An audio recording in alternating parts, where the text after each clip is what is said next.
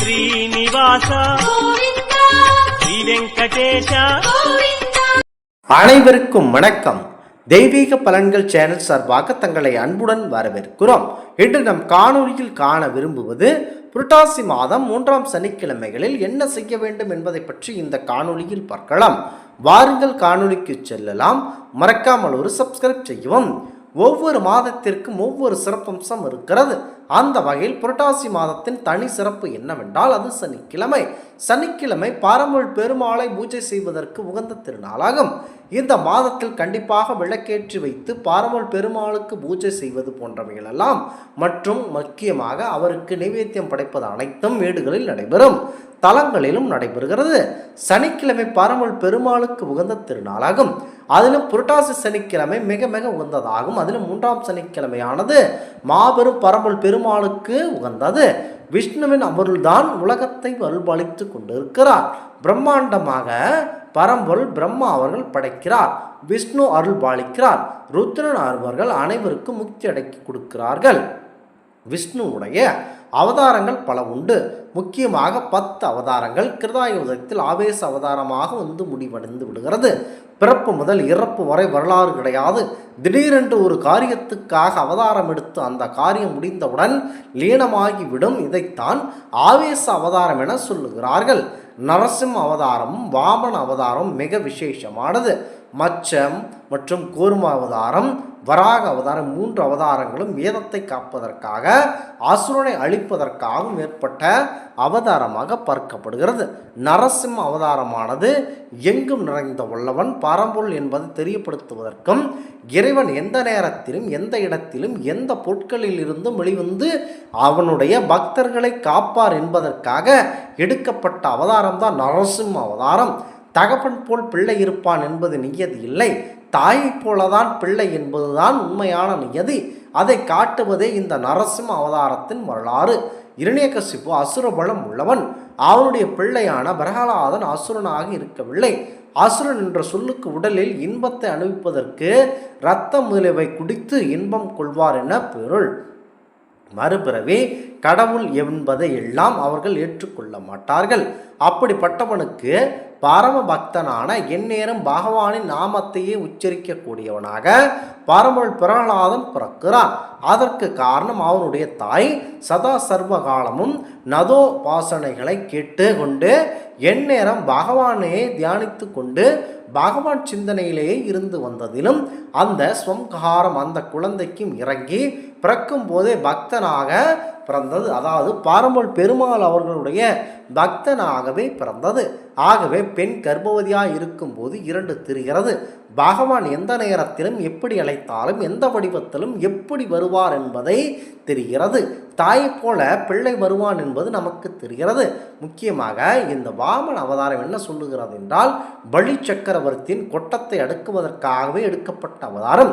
இதில் பகவான் சின்ன சுரூபத்தில் வாமன சுரூபத்தை எடுத்துக்கொண்டு 3 அடி மண் கேட்கிறார். எல்லோரையும் படைக்கும் பகவான் 3 அடி மண்ணை கேட்கிறார் என்றால் அதிசயமானது. சுக்கிர பகவான் இதை தடுக்கிறார். அதை புரிந்து கொண்ட அசுர குருமான் பழி சக்கரவர்த்தியுடன் அதை கேட்டதை கொடுக்காதே, அவன் உன்னை ஏமாற்ற வந்திருக்கிறான் என்கிறார் சுக்கிரர். அப்போது பலி சக்கரவர்த்தி எல்லோருக்கும் கொடுத்து அருள் பாலிக்கும் பகவானை வந்து 3 அடி மண் கேட்கிறான் என்றால் நான் எவ்வளவு பாக்கியசாலியாக இருப்பேன் என பெருமைப்படுத்துவதற்காக சொல்கிறார்.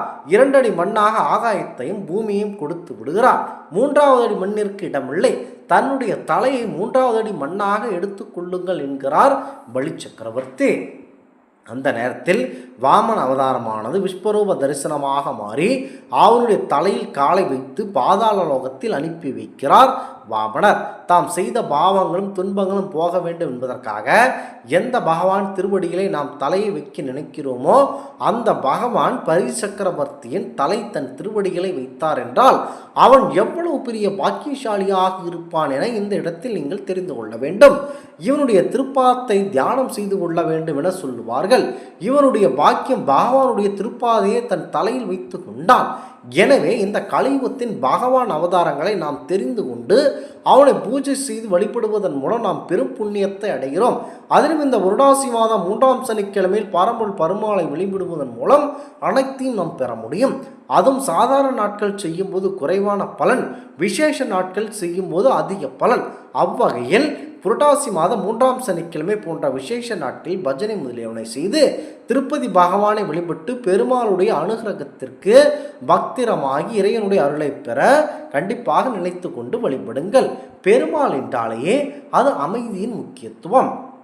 கண்டிப்பாக பரம்பொருள் பெருமாளை வழிபடுவதன் மூலம் உங்களுடைய கஷ்டங்கள் அனைத்துமே நீங்கும்.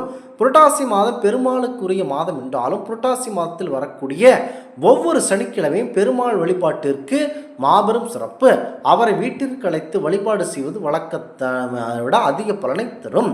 அப்படி பெருமாள் வீட்டிற்கு அழைத்து வழிபாடு செய்யக்கூடிய ஒரு புரட்டாசி சனிக்கிழமையாகத்தான் இந்த 3வது சனிக்கிழமை இருக்கிறது. அன்றைய தினத்தில் பரம்பொருள் சிவபெருமானுக்குரிய பிரதோஷமும் சேர்ந்து வருவதால் அன்றைய தினம் சிவபெருமானையும் பெருமாளையும் நாம் வழிபாடு செய்ய வேண்டும். அதோடு நரசிம்மரை நாம் வழிபாடு செய்யும் பொழுது நம்முடைய கஷ்டங்கள் அனைத்துமே தீரும். அந்த வழிபாட்டை பற்றித்தான் கண்டிப்பாக நீங்கள் நினைத்து கொள்ள வேண்டும். சாதாரணமாக வரக்கூடிய பிரதோஷ நாள் சிவபெருமானை எடுத்து விரதமிருந்து வழிபாடு செய்பவர்களுக்கு இருக்கக்கூடிய அனைத்து விதமான தோஷங்களும் நீங்கும் என கேள்விப்பட்டிருக்கிறோம். பலரும் அதை அனுபவபூர்வமாக உணர்ந்து இருக்கிறார்கள். அப்படி சிறப்பு வாய்ந்த பிரதோஷம் சனிக்கிழமையோடு சேர்ந்து வருவது என்பது அதீத பலனை தரக்கூடியது. சனி பிரதோஷத்தில் விரதம் இருந்து வழிபாடு செய்வது என்பது பல மடங்கு பலன்களை நமக்கு தரும். அப்படி இருக்கும் பட்சத்தில் புரட்டாசி மாதத்தில் வரக்கூடிய 3ஆம் சனிக்கிழமையில் சனி மகா பிரதோஷம் வருவது என்பது மாபெரும் சிறப்புக்குரியது. பரமன் சிவபெருமானையும் மகாவிஷ்ணுவையும் வழிபடுவதற்குரிய ஒரு அற்புதமான நாள் தான் இந்த புரட்டாசி மாதம் 3ஆம் சனிக்கிழமை. பொதுவாக புரட்டாசி மாதத்தில் வரக்கூடிய சனிக்கிழமை என்று தலிகை போட்டு வழிபாடு செய்வார்கள். ஒற்றைப்படை எண்ணிக்கையில் வரக்கூடிய சனிக்கிழமையில் தான் வழிபாட்டை செய்வார்கள். அதாவது முதல் வாரம், 3ஆம் வாரம், 5ஆம் வாரம் என்ற கணக்கில் தான் வழிபாடு செய்வார்கள். அந்த வகையில் புரட்டாசி மாதத்தின் 3ஆம் வாரமாக வரக்கூடிய அக்டோபர் மாதம் 4ஆம் தேதி சனி மகா பிரதோஷம் சேர்ந்து திகழ்கிறது. அன்றைய தினம் நாம் பெருமாளையும் பரம்பொருள் சிவபெருமானையும் வழிபாடு செய்வதோடு நரசிம்மரையும் சேர்த்து வழிபாடு செய்ய வேண்டும். பெருமாளுக்கு கண்டிப்பாக படையலிட்டு வழிபாடு செய்கிறோமோ அதோடு பானகத்தையும் தயார் செய்து வைத்து கொண்டு வழிபாடு செய்ய வேண்டும். அதேபோல பெருமாளுக்கு 108 போற்றிகளை கூறி அர்ச்சனை செய்யும் பொழுது ஓம் நமோ நரசிம்ம நமோ நமக எனும் மந்திரத்தையும் 108 முறையும் கூறி அர்ச்சனை செய்து வழிபாடு செய்ய வேண்டும்.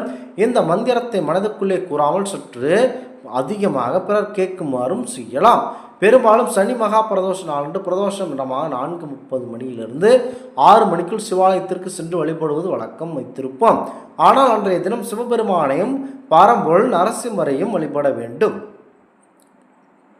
முக்கியமாக மிகவும் சிறப்பு மிகுந்த இரட்ட புரட்டாசி மாதம் 3ஆம் சனிக்கிழமை மறவாமல் நரசிம்மரை வழிபாடு செய்பவர்கள் சகல விதமான கஷ்டங்களும் நீங்கி முக்கியமாக நன்மை பெறுவார்கள். இன்றைய நாட்களில் பரம்பொருள் பெருமாளை நினைத்து அன்னதானம் செய்து ஏழை எளிய மக்களுக்கு கண்டிப்பாக இன்றைய நாட்களில் முக்கியமாக உதவி செய்ய வேண்டும். இன்றைய நாட்கள் முழுக்க பரமாளுடைய அதாவது பெருமாளுடைய சிந்தனையிலேயே இருந்து அவருடைய அருளை பெற நாங்கள் வேண்டிக் கொள்கிறோம். இந்த ஆன்மீக தகவல் உங்களுக்கு பிடித்து இருந்தால் தெய்வீக பலன்கள் சேனலை கண்டிப்பாக சப்ஸ்கிரைப் செய்து கொள்ளவும். மீண்டும் ஒரு நல்லதொரு காணொளியில் உங்களை சந்திக்கிறோம். நன்றி, வணக்கம்.